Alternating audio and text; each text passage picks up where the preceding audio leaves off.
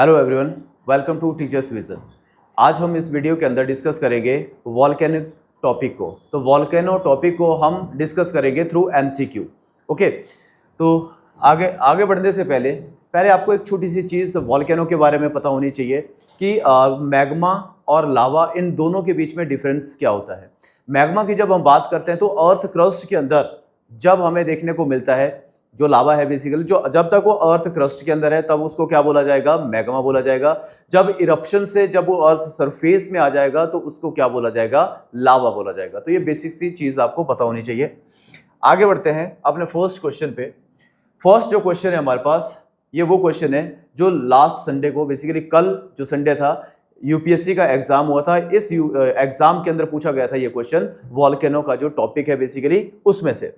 तो ये जो क्वेश्चन पूछा गया है कि वॉल्केनो के अंदर हमें, जब वॉल्केनो का इरप्शन होता है तो हमें देखने को मिलता है कि कौन सी चीज इसके अंदर सबसे ज्यादा, या कौन कौन सी चीज इसके अंदर हमें देखने को मिलेगी।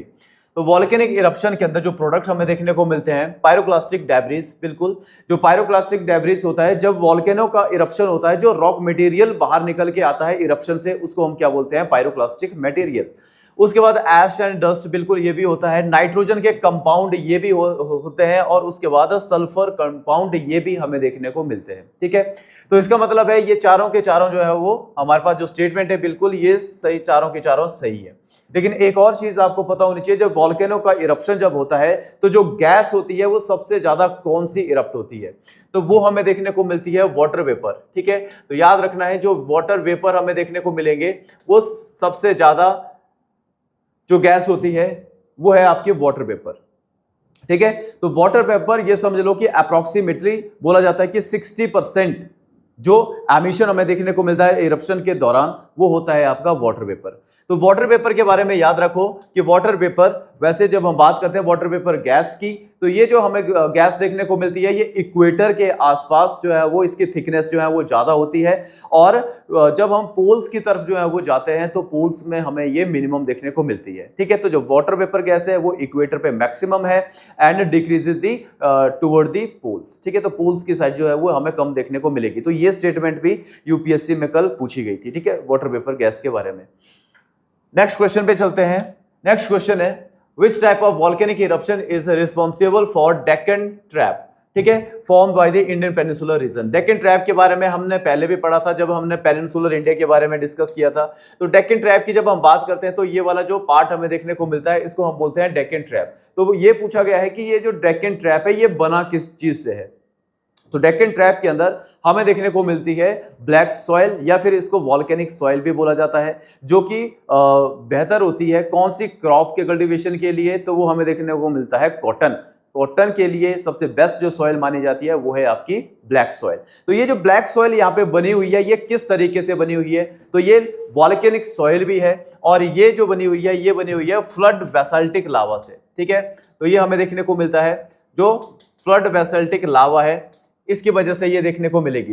बेसाल्टिक लावा का मतलब होता है कि ये बहुत ही ज्यादा फ्लूइडिक लावा देखने को मिलता है, और जब इसका इरप्शन देखने को मिलता है तो वो ये बहुत दूर तक क्या होता है, ये स्प्रेड होता है, और इसकी थिकनेस भी हमें 50 मीटर तक देखने को मिल सकती है। ठीक है, तो जैसे इसका जो राइट आंसर है वो है फ्लड बेसाल्टिक लावा। तो जब हमारी इंडियन प्लेट नॉर्थवर्ड डायरेक्शन की तरफ जब ये ऊपर की तरफ को मूव कर रही थी तो ये एक वॉल्केनो के ऊपर से जाती है, तो कुछ टाइम पीरियड तक जब ये यहाँ पे रहती है तो यहाँ पे क्या होता है कि वॉल्केनिक इरप्शन की वजह से बहुत दूर तक लावा जो है वो स्प्रेड कर जाता है, और एक रीजन की फॉर्मेशन हो जाती है जिसको हम बोलते हैं डेक्कन ट्रैप। ठीक है, तो यहाँ पे डेक्कन ट्रैप की जो फॉर्मेशन हुई है वो हुई है फ्लड बेसाल्टिक लावा से। ठीक है, तो यहाँ पे जैसे शील्ड वॉल्केनो देखने को मिलेंगे, तो ये भी हमें देखने को मिलता है। यहाँ पे जो थिकनेस होती है लावा की वो बहुत ही ज्यादा कम होती है, और बहुत दूर तक ये भी फैलते हैं यहाँ पे जो शील्ड वॉल्केनो बनते हैं। ठीक है, ये एक शील्ड की तरह हमें देखने को मिलते हैं, मतलब इस तरीके से ये हमें देखने को मिलेंगे ये वाले जो वॉल्केनो होते हैं। ठीक है, इनके अंदर हमें जो स्टीप्स होती है वो बहुत ज्यादा ये स्टीप देखने को नहीं मिलेंगे, ये इस तरीके से हमें देखने को मिलते हैं। और कंपोजिट वॉल्केनो की जब हम बात करते हैं तो कंपोजिट वॉल्केनो के अंदर लावा की जो थिकनेस होती है वो ज्यादा होती है, और ये ज्यादा एक्सप्लोजन इनके अंदर हमें देखने को मिलता है as compare to shield volcano. ठीक है, और पायरोक्लास्टिक मटेरियल भी हमें कंपोजिट वॉल्केनो के अंदर ज्यादा देखने को मिलेंगे। काल्डेरा की जब हम बात करते हैं तो काल्डेरा जो वॉल्केनो होते हैं ये मोस्ट एक्सप्लोसिव जो वॉल्केनो है वर्ल्ड के, उन इनमें इनको काउंट किया जाता है काल्डेरा को। तो ये जो काल्डेरा होते हैं ये हमें देखने को मिलते हैं कुछ इस तरीके से, समझ लो कि मान लो ये कोई एक वॉल्केनो देखने को मिलेगा, इसका जो अपर पार्ट होता है बेसिकली ये वाला जो पार्ट है, जब इरप्शन यहाँ पे हमें देखने को मिलेगा, जब वॉल्केनो का इरप्शन होगा तो ये वाला जो अपर पार्ट है ये क्या होगा, ये पूरा का पूरा ऊपर की तरफ को चला जाएगा, ठीक है। और फिर क्या होगा, ये इतना ज्यादा खतरनाक इरप्शन हमें देखने को मिलेगा कि ये वापस क्या होगा, इसी वॉल्केनो के ऊपर ये सारा का सारा जो मटेरियल है ये वापस क्या होगा, इसी वॉल्केनो के ऊपर जो है वो गिर जाता है। तो इससे क्या होता है, एक डिप्रेशन जो है वो क्रिएट हो जाता है, ठीक है। कुछ इस तरीके से आपको देखने को मिलेगा, एक डिप्रेशन जो है वो क्रिएट हो गया, ठीक है। और ये जो डिप्रेशन यहां पे बना, यहां पे क्या हुआ, इसी को नाम दे दिया गया काल्डेरा। और आगे आने वाले टाइम के अंदर जब बारिश हुई तो ये क्या हो गया, पानी से भर गया, तो यहाँ पे इसको हम क्या बोलेंगे, काल्डेरा लेक, ठीक है। तो काल्डेरा लेक भी क्या होती है, जब इस तरीके से इरप्शन होता है और इस तरीके से डिप्रेशन जब वो बन जाता है और आगे आने वाले टाइम के अंदर जब ये फिलअप हो जाता है वाटर से, तो उसको नाम दे दिया जाता है काल्डेरा लेक, ठीक है। तो इनके बारे में समझो। नेक्स्ट जो क्वेश्चन है वो है कि एक narrow opening of the volcano, इसको क्या बोला जाता है। तो देखो यहां पे हमें देखने को मिलेगा, जब वॉल्केनो की जब हम बात करते हैं, ठीक है, तो ये मान लो वॉल्केनिक माउंटेन है यहाँ पे, इसके बाद हमें इस तरीके की एक चीज देखने को मिलेगी, एक नैरो पाथ देखने को मिलेगा यहाँ पे, तो इसको नाम दे दिया गया है वेंट, ठीक है। तो वेंट क्या है, बेसिकली जहां पे मैग्मा है नीचे, तो मैग्मा जो फ्लो करेगा वो करेगा थ्रू वेंट इस तरीके से, और इरप्शन होगा इस तरीके से, ये बाहर आ जाएगा, ठीक है। और यहां पे हमें देखने को मिलेगा, अगर इस वेंट के अंदर अगर मान लो क्रैक यहां पे देखने को मिलेंगे, वॉल्केनो के अंदर हमें क्या कुछ क्रैक्स देखने को मिलते हैं, जिसकी वजह से ये जो मैग्मा है ये अंदर ही क्या हो जाएगा, ये जम जाएगा, ठीक है। तो ये जमना स्टार्ट हो जाएगा, तो या फिर सॉलिड होना स्टार्ट हो जाएगा। अगर ये इस तरीके से मान लो सॉलिड हो गया, इस तरीके की एक लैंड फॉर्म इसने बना दी अंदर ही, तो इसको हम क्या बोलते हैं, सिल बोलेंगे। अगर इस तरीके की एक लैंड फॉर्म बना दी अंदर क्रैक्स के अंदर, जब ये सॉलिड हो गया तो इसको क्या बोल दिया जाएगा, इसको डाइक बोल दिया जाएगा। सिल और डाइक ये क्या है, ये वॉल्केनिक लैंड फॉर्म हमें देखने को मिलती है जो कि वॉल्केनो के अंदर ही सॉलिड होके यहां पे बनती है, ठीक है।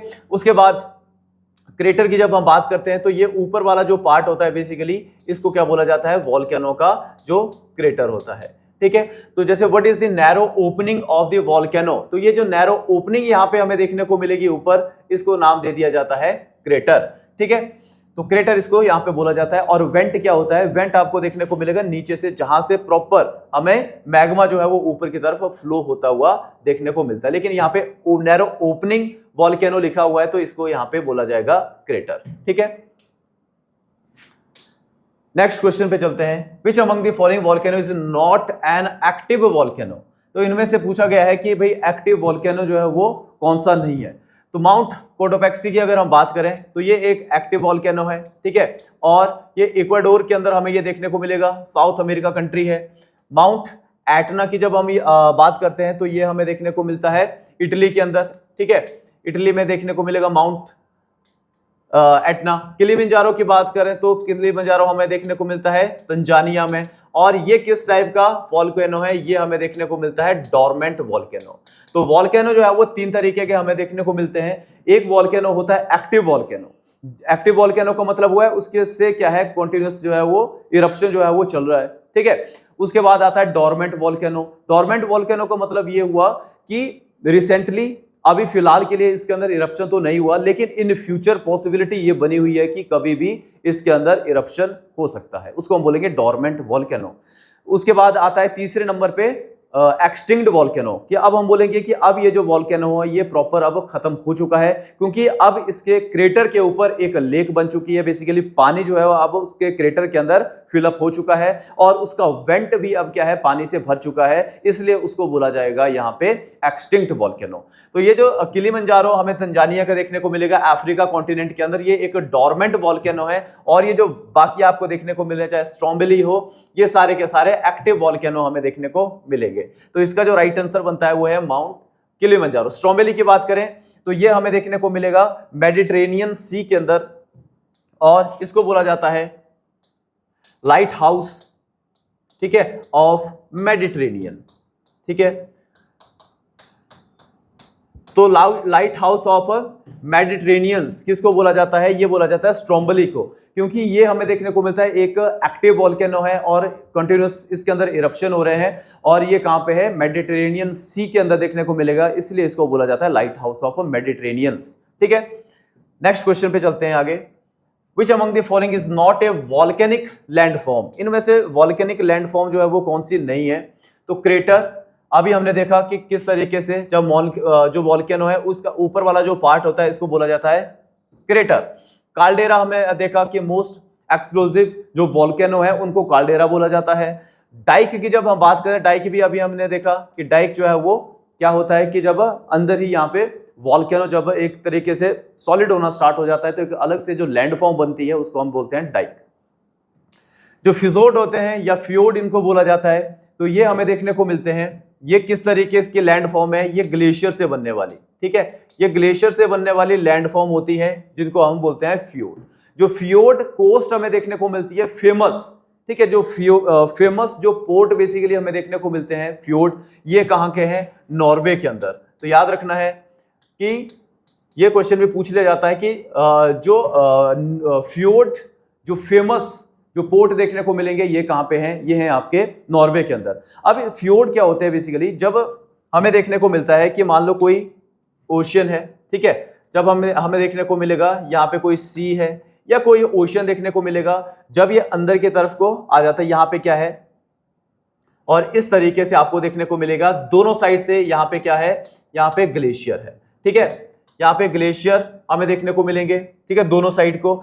अब ये जो वाटर है ये अंदर की तरफ को जाना स्टार्ट हो जाता है। ये एक नैरो बेल्ट हमें पानी की देखने को मिलेगी, जो कि देखने को मिलेगी दो ग्लेशियर के बीच में से जा रही है अंदर को, और इसी को ही क्या बोल दिया जाता है? फिर फ्योर्ड जो है वो बोल दिया जाता है, ठीक है।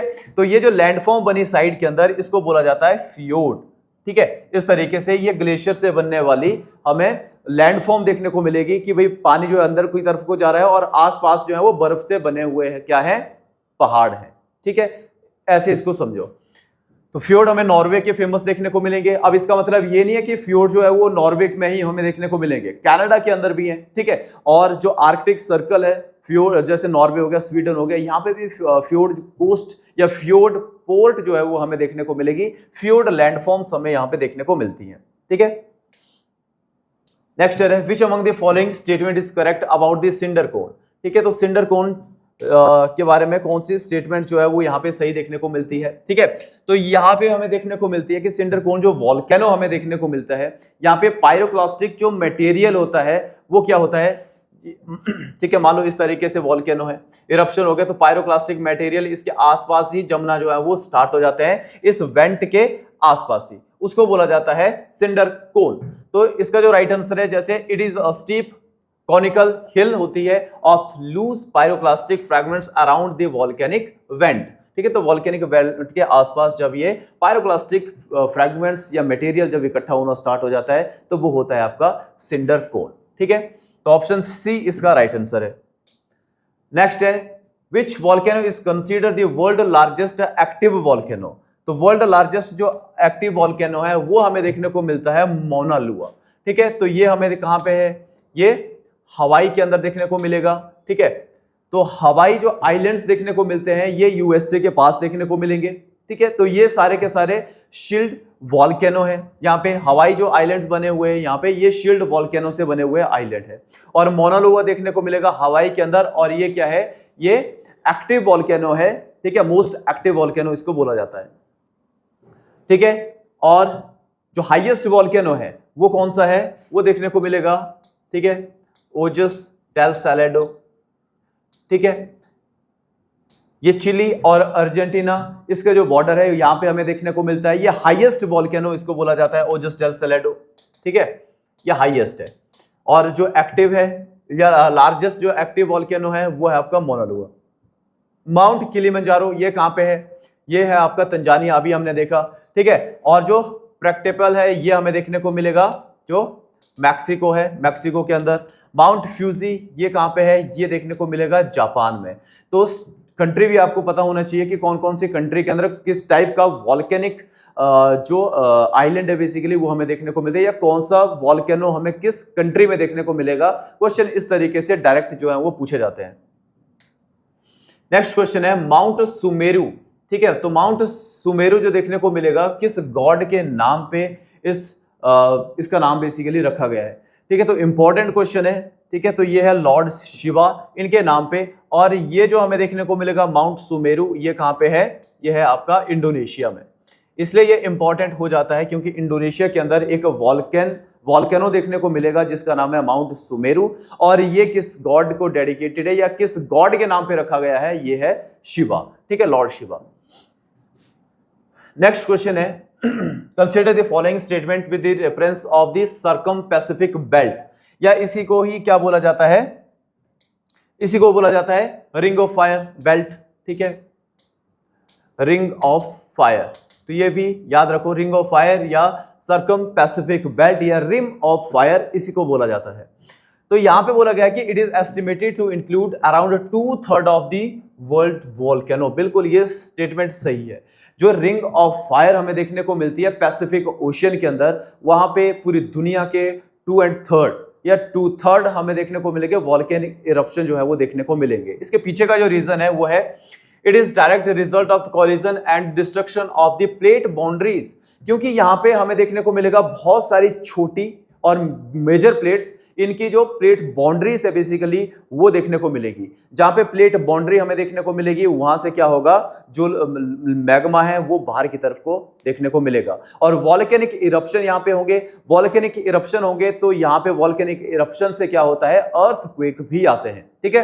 तो अर्थक्वेक और जो वॉल्केनिक इरप्शन है वो हमें देखने को मिलते हैं पैसिफिक रिंग ऑफ फायर के अंदर। पूरे वर्ल्ड का 2/3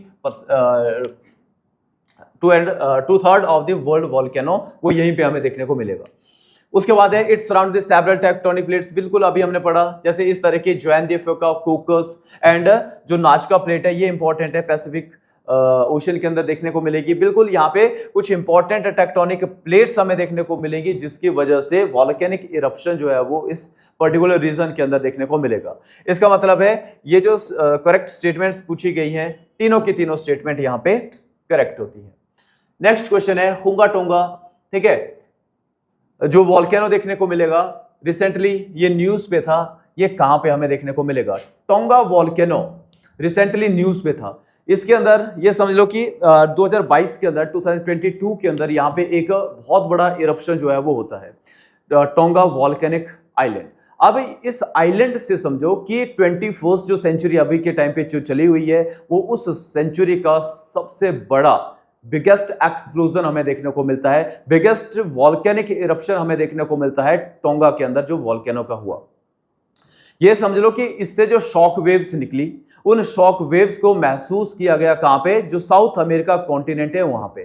तो पेरू एक कंट्री देखने को मिलेगी साउथ अमेरिका कॉन्टिनेंट के अंदर, वहां पे क्या था, एक टैंकर वहां पे खड़ा हुआ था जिसकी वजह से उन शॉक वेव्स ने क्या किया, वो टैंकर वहां पे पलट गया। जो ऑयल टैंकर था वहां पे वो पलट गया जिसकी वजह से ऑयल स्पिल हमें देखने को मिला, ठीक है, ओशन के अंदर, पैसिफिक ओशन के अंदर।